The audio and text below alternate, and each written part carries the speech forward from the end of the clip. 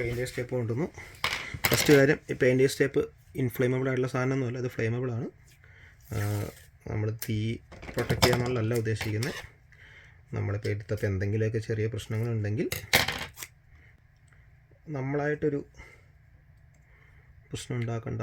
In the sense നമ്മളായിട്ടൊരു ചെറിയ സേഫ്റ്റിക്ക് വേണ്ടിയിട്ട് ടച്ച് ചെയ്യാൻ സാധ്യതയുള്ള സ്ഥലങ്ങളിലങ്ങ് ഒട്ടിച്ചു എന്നുള്ളൂ. ഇതിപ്പോൾ നമ്മൾ സോൾഡർ ചെയ്തതിൻ്റെ പുറത്തും ജസ്റ്റ് ഇങ്ങനെ ഒട്ടിച്ചു. ഓക്കെ, പിന്നെ ഇവിടെ ചെറിയ പ്രശ്നം കാണുന്നുണ്ട്, പക്ഷെ അത് കുഴപ്പമില്ല, കാരണം അത് ടച്ച് ചെയ്യാൻ പോകണില്ലെങ്കിൽ എടുത്തും. ഓക്കെ, ഇനി നമ്മൾ ചെയ്യുമ്പോൾ ഇതിങ്ങനെ വെച്ചു. നമ്മൾ ഒരു റൗണ്ട് പെയിൻറ്റേഴ്സ് ടേപ്പ് നമുക്ക് നേരെ ഇൻസുലേഷൻ ടേപ്പ് ഇട്ടേക്കാം. ഇൻസുലേഷൻ ടേപ്പ് ഉണ്ട്, ഇത് നല്ല ഇൻസുലേഷൻ ടേപ്പാണ് കേട്ടോ. ഇത് ഇൻഫ്ലേമബിളാണ്, തീ പിടിക്കില്ല. അതുപോലെ ഫയർ എക്സ്റ്റിങ്ക്യൂഷിങ്ങും ആണ്, അതായത് തീ കത്തിക്കഴിഞ്ഞ് കഴിഞ്ഞാൽ ഇത് തീ കെടുത്ത് എക്സ്റ്റിങ്ക്യൂഷ് ചെയ്യും. എനിക്ക് അത്ര അറിയില്ല എങ്ങനെ എക്സ്റ്റിങ്ക്യൂഷ് ചെയ്യുന്നതെന്ന് എനിക്കറിയില്ല. ആരെങ്കിലും കെമിസ്ട്രി അല്ലെങ്കിൽ എന്താ ഇതിൻ്റെ ടെക്നോളജി എന്ന് വെച്ചാൽ അതിനെക്കുറിച്ച് അറിയാവുന്നവരുണ്ടെങ്കിൽ കമൻറ്റ് ചെയ്യുക, പറഞ്ഞു തരിക. നമ്മൾ തിരിച്ചു വെച്ചു, SMPS അങ്ങനെ ടച്ച് ചെയ്യാതെ. നമ്മൾ ചെയ്യാൻ പോകുന്ന ടേപ്പ് അടിക്കാൻ പോകാം കേട്ടോ. നമുക്ക് ഇങ്ങനെ ടേപ്പ് അടിക്കാം, ഇങ്ങനെ ടേപ്പ് അടിക്കാം. ഇങ്ങനെ ടേപ്പ് അടിക്കാതായിരിക്കില്ല സേഫ്. അതായത് ഇങ്ങനെ വെച്ചിട്ട്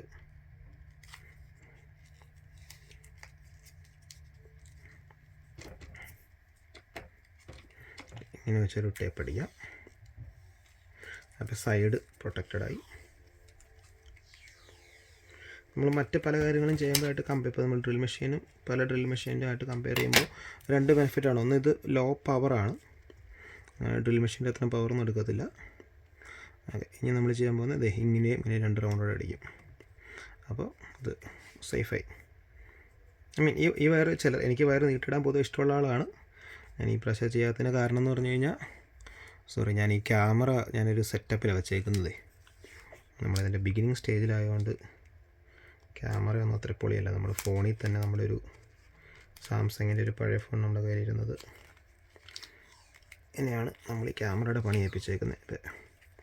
എന്നിട്ട് ഞാൻ ഈ സെറ്റപ്പ്, ഇതിൻ്റെ സെറ്റപ്പ് ഞാൻ പിന്നൊരു ദിവസം കാണിച്ചു തരാം, എങ്ങനെയാണ് നമ്മുടെ ക്യാമറയുടെ സെറ്റപ്പ് എന്ന്.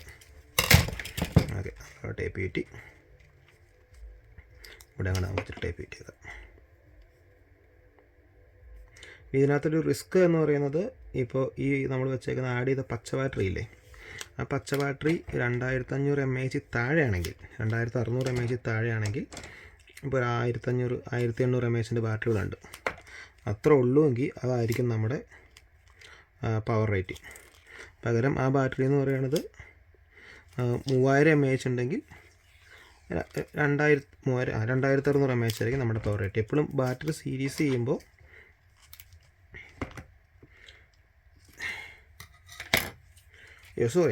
സീരീസ് ചെയ്യുമ്പോൾ ഏറ്റവും ലോവസ്റ്റ് പവർ റേറ്റിംഗ് ആണ് നമ്മുടെ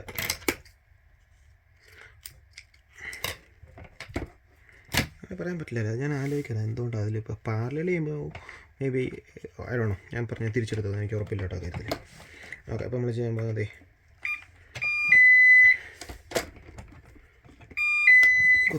കുത്തിയപ്പോഴേ പുള്ളി പറഞ്ഞു ബാറ്ററി ഉണ്ടെന്ന് പുള്ളിക്ക് മനസ്സിലായിന്ന്. അപ്പോൾ നമ്മളിത് ഈ സാധനം എന്ന് പറഞ്ഞാൽ നമുക്ക് ബാറ്ററി എടുക്കാൻ എളുപ്പത്തിന് വേണ്ടി ഒരു ചെയ്തായിരുന്നതാണ്. അപ്പോൾ അത് നമുക്ക് ബാറ്ററിയുടെ വയർ എങ്ങനെയാണ് പോകണമെന്ന് നോക്കാം.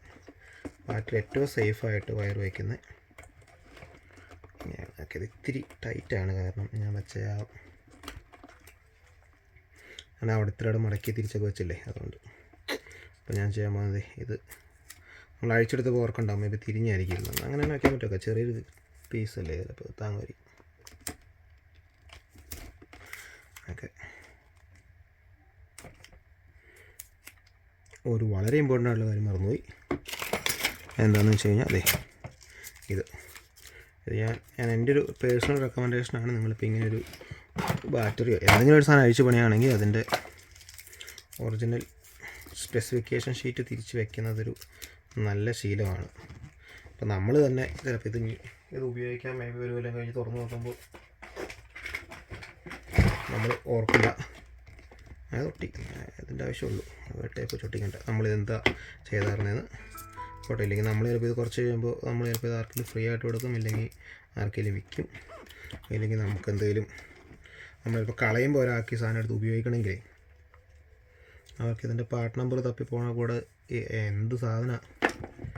ഇത് ജസ്റ്റ് ഒരു ഇതില്ലെങ്കിലും കുഴപ്പമില്ല, ഇത് ജസ്റ്റ് ഒരു വാണിങ്ങാണ്. ഇരിക്കട്ടെ, ഇപ്പോൾ നമ്മൾ തന്നെ സേഫ്റ്റിയുടെ കഥയെല്ലാം പറഞ്ഞിട്ട് അടുത്തൊരു പണിയാണ് ഈ സെലോ ടേപ്പില്ല അവിടെ ഉണ്ട്. ഈ ക്ലിയർ ടേപ്പിൻ്റെ എഡ്ജ് കണ്ടുപിടിക്കുക എന്നുള്ളത്. നിങ്ങൾക്ക് ഏകദേശം അറിയാം, ഞാൻ ടിപ്പിക്കൽ മലയാളിയാണ്. അതിൻ്റെ ആണ് ഈ സെലോ ടേപ്പും ഇതൊക്കെ കയറി വരുന്നത്. ഓക്കെ, അപ്പോൾ ക്ലിയർ ടേപ്പ് എന്നാണ്. ഓക്കെ, ഞാൻ ഇച്ചിരി പ്രസ് ചെയ്ത പോലെ തോന്നിയെങ്കിൽ അത്ര കുഴപ്പത്തിലൊന്നും അല്ല കേട്ടോ വെച്ചേക്കുന്നത്. ആദ്യം ഇരുന്നതിനേക്കാളും ഇത്തിരി ടൈറ്റാണ് പണ്ട്, പക്ഷേ സ്റ്റിൽ എനിക്ക് എടുക്കാനും വയ്ക്കാനും പറ്റുന്നുണ്ട്. ഓക്കെ, ഇതാണ് ഇതിൻ്റെ ഇത്. ഞാൻ തുടക്കത്തിൽ ഒരു കാര്യം പറയാൻ പറയാം, ചിലപ്പോൾ ഈ ബാറ്ററിൻ്റെ $20 എല്ലാവർക്കും ഓട്ടാവുള്ളൂ കേട്ടോ. ഞാൻ എൻ്റെ ഒരു പേഴ്സണൽ ഇൻട്രസ്റ്റിൻ്റെ പുറത്ത് ചെയ്യുന്നതാണ്. ഇത് ഫിനാൻഷ്യലി സ്മാർട്ട് ഐഡിയ ആയിക്കൊള്ളണമെന്നില്ല, ഞാനിതൊരു ഹോബിയായിട്ട് ചെയ്യുന്നതുകൊണ്ട് ഞാനങ്ങ് ചെയ്തെന്നേ ഉള്ളൂ. അതെ, മൊമെൻ്റ് ഓഫ് ട്രൂത്ത്. ജസ്റ്റ് സാധനം വെച്ചിട്ട് okay, something is happening. So നമുക്കിനി കൊണ്ടുതന്നെ എടുത്തിട്ട് വാക്വം ചെയ്യാൻ വിടാം. തരടാ മോനെ. അപ്പോൾ നമ്മുടെ റിമോട്ടുണ്ട്. എനിക്കിത് വെറുതെ കിട്ടുകയാണ്, എനിക്ക് അറിയില്ല ഇതെങ്ങനെ വർക്ക് ചെയ്യണമെന്ന്. ഞാൻ പ്ലേ പോസ് കൊടുത്തിട്ട് ഓക്കെ,